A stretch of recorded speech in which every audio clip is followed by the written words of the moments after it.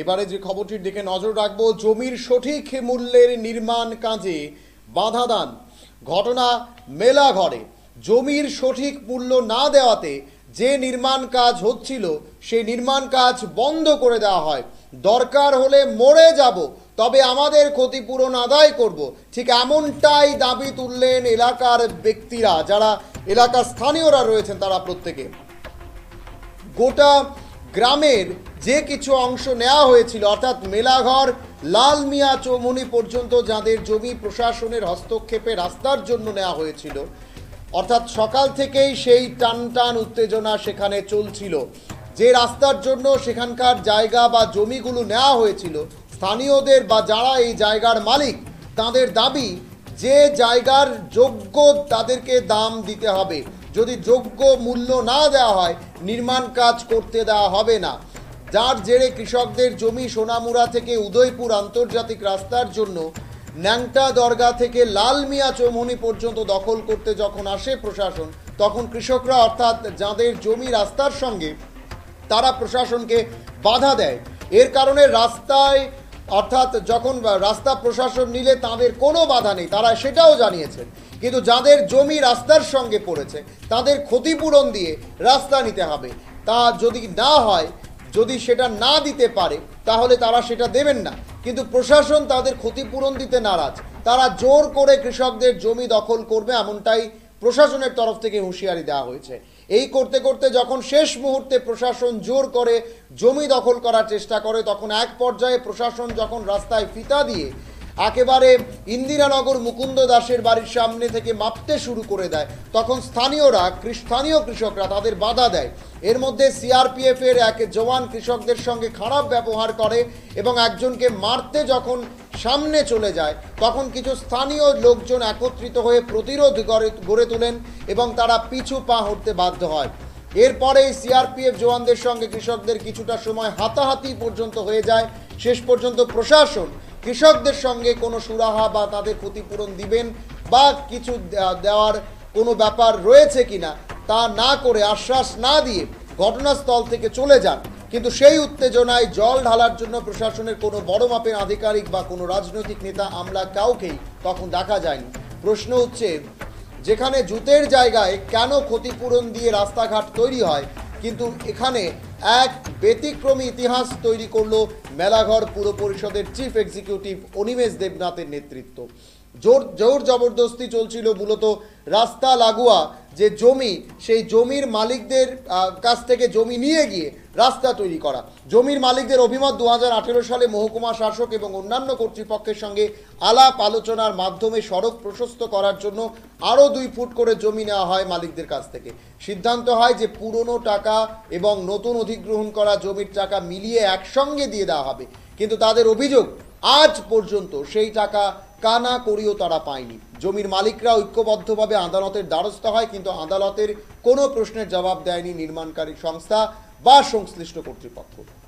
তাই যখন পুনরায় উদয়পুর মাতাবাড়ি থেকে শ্রীমন্তপুর চেকপোস্ট পর্যন্ত সড়ক নির্মাণের কাজ চলছিল, তখনই সড়ক প্রশস্ত করার জন্য ওই সকল জমির মালিকদের জমিতে মাটি ভরাট করতে গেলেই তারা কাজে বাধা দেয় এবং একটা সময় তারা সেখানে রুখে দাঁড়ায় এবং রাস্তায় অবরোধ করে বসে। আমরা শুনবো যারা জমির মালিকরা রয়েছেন তাদের কি বক্তব্য রয়েছে।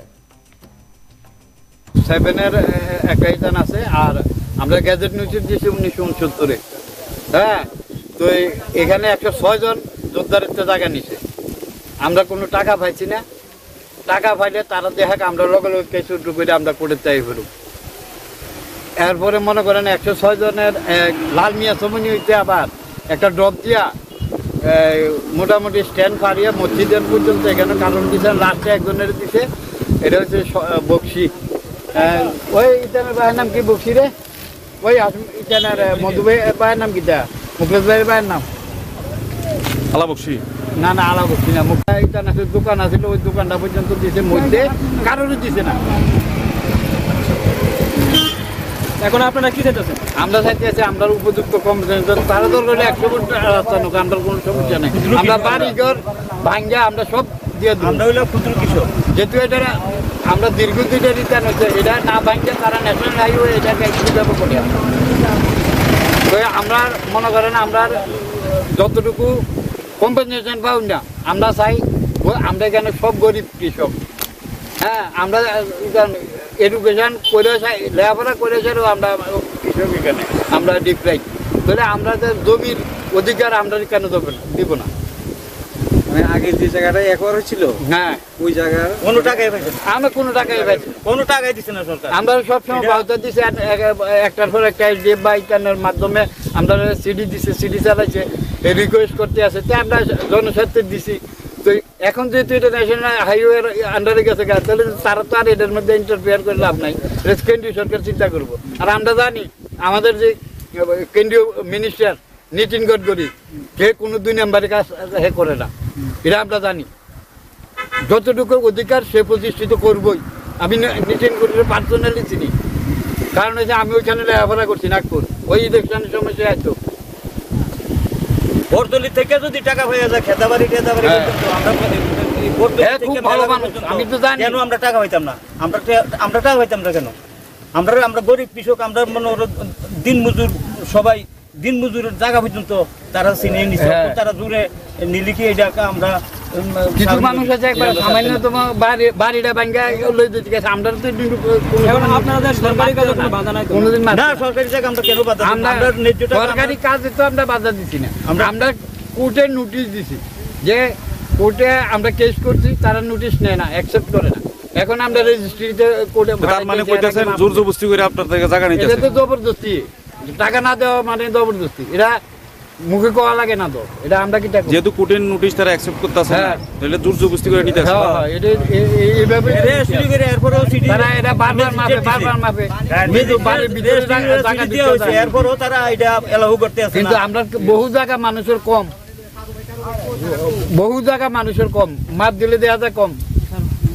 সমস্যাটা 1964-তে আমাদের এই জায়গাটা 1 আওয়ার করে নেওয়ার কথা ছিল, ল্যাংদা দরকার টু সোনামুড়া টু মেলাগড়, খেতাবাড়ি বরদোয়াল মৌজা পর্যন্ত কম্পেনসেশনের ক্ষতিপূরণের টাকা দিছে। যেই মাত্র মেলাগড়ের মৌজা ঢুকলো 106 জনের ক্ষতিপূরণটা আজ দিব কাল দিব এরকম করে আমাদেরকে। আপনারা শুনছিলেন জমির যারা মালিক রয়েছেন তাদের বক্তব্য। তারা এক প্রকার স্পষ্ট জানিয়ে দিয়েছেন যে তাদের কাছ থেকে যদি জমি নেওয়াও হয়, এর আগেও তাদের কাছ থেকে 2 ফুট 2.5 ফুট করে জমি নেওয়া হয়েছে, তার টাকা এখনো পর্যন্ত তারা পাননি। এবার যদি জমি নেওয়া হয় পুরনো টাকা এবং এবারের জমির যে ন্যায্য মূল্য, সে মূল্য দিয়েই সরকার বা কর্তৃপক্ষকে জায়গার অর্থাৎ এই জমি থেকে তাদেরকে জায়গা নিতে হবে। কিন্তু এই নিয়ে যখন একটা সময় এতটাই বাক বিতণ্ডতা, বাকযুদ্ধ এতটাই চরমে পৌঁছে যায়, পরবর্তী সময় সেখানকার প্রশাসনের আধিকারিকরা সেখান থেকে চলে যায়। কিন্তু এখন যাদের সাধারণ নাগরিকদের প্রশ্ন, যদি পুনরায় তারা আসেন, তারা কোনোভাবেই এখান থেকে কোনো এক অংশ জমি তারা দেবেন না, দিতে রাজি নন তারা। প্রয়োজনে সরকার বা কর্তৃপক্ষ যদি তাদেরকে জমির পয়সা দেয়, তারা দিতে রাজি রয়েছে চাষের জমি, কিন্তু তাদেরকে তার ন্যায্য মূল্য দিয়ে কর্তৃপক্ষকে নিতে হবে, এমনটাই জানিয়ে দিয়েছেন সেখানকার জমির মালিকরা। এখন সময় ছোট্ট একটা বিজ্ঞাপন বিরতির, সঙ্গে থাকুন।